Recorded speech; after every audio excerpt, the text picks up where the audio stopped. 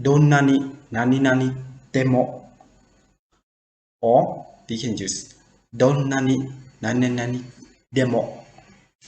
The grammar of Donnani nani Temo is mean no matter how much, or no matter how to, or no matter how to do, right? So how do they use? In Japanese, they will use Donnani and with the verb. In the verb, you should change the verb to be the te form, and can change to be the te form, and followed by mo, Temo. For the noun, if you use Donnani and followed by the noun, is you should end by Demo. If non-adjective is the same, Demo, but in adjective you should cut out the e and end by Kutemo. So what you have to remember in this grammar is mean that when you use the verb, you should change the Temo, te form, right? And end by mo. For use with a noun and non-adjective, you should end by demo.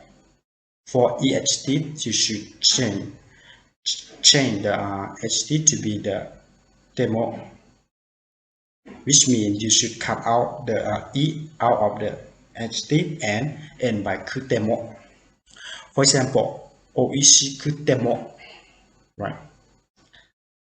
So the next we are going to see some example of how to use the grammar of Donnani nani Temo, which means no matter how. The first example, Donnani gambatte mo 70点しか取れなかった。どんなに頑張っても70点しか取れなかった。Which means, no matter how hard I tried, I never got more than 70 points. No matter how hard I tried, I never got more than 70 points. An example, どんなに苦しくても最後まで走り抜くつもりだ。どんなに苦しくても最後まで走り抜くつもりだ。Which means, no matter how painful it may be, I plan to run all the way until the end. No matter how painful it may be, I plan to run all the way until the end. どんなに早くても寝るときはクーラーを消して寝る。どんなに早くても寝るときは